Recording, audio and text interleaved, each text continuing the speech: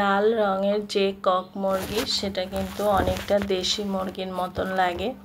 তো আমি এখানে আদা রসুন পেঁয়াজ ভেজে নিয়েছি, দিচ্ছি হলুদের গুঁড়ো। আর একবার এটা রান্না করে খেলে এই স্বাদ ভোলার না। দিচ্ছি মরিচের গুঁড়া, ঝালটা একটু বেশি দেবেন। দিচ্ছি ভাজা জিরের গুঁড়ো। এবার ভালো করে মশলাটাকে কষিয়ে নেব।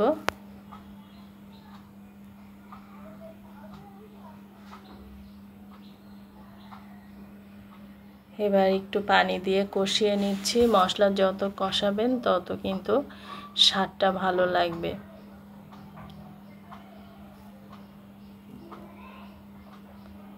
সুন্দর একটা ঘ্রাণ আসা পর্যন্ত মশলাটাকে ভুনা করে নিতে হবে। তেজপাতা দারচিনি এলাচও দিয়েছিলাম, সব একসাথে ভালোভাবে অনেকক্ষণ ধরে মশলাটাকে কষিয়ে তারপরে দিয়ে দেব মুরগির মাংস। আর দেখুন চর্বিযুক্ত মাংস, এটা খেতে অনেক টেস্ট হয়।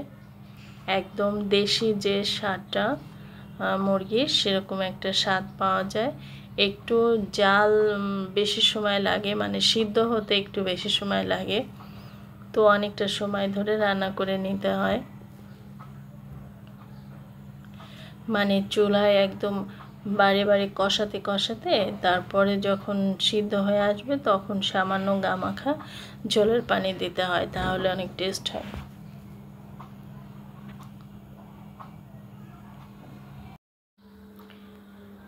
এই যে দেখুন, আমি খুব ভালো করে মাংসটাকে মশলার সাথে একদম মাখিয়ে তারপরে অনেকক্ষণ ধরে কষাতে থাকবো।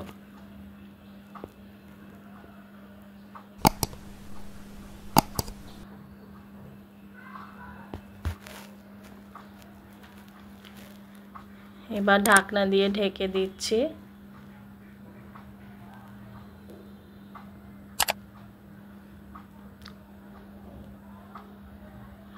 আমি কষিয়ে নিয়েছিলাম ভালো করে, তারপরে একটু গরম পানি দিয়েছিলাম, দিয়ে তারপরে আমি এটাকে আবার খুব ভালো করে সিদ্ধ করে নেব।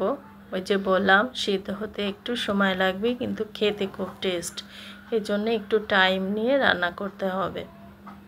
তো দেখুন কালারটা অনেক সুন্দর এসছে।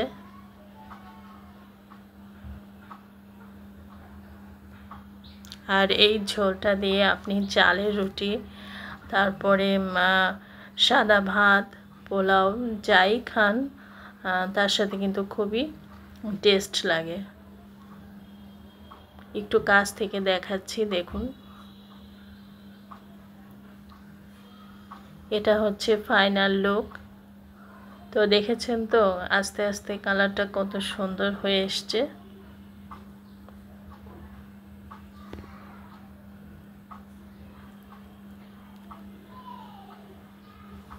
এখন দমে রেখে দিতে হবে, তারপরে খেতে হবে।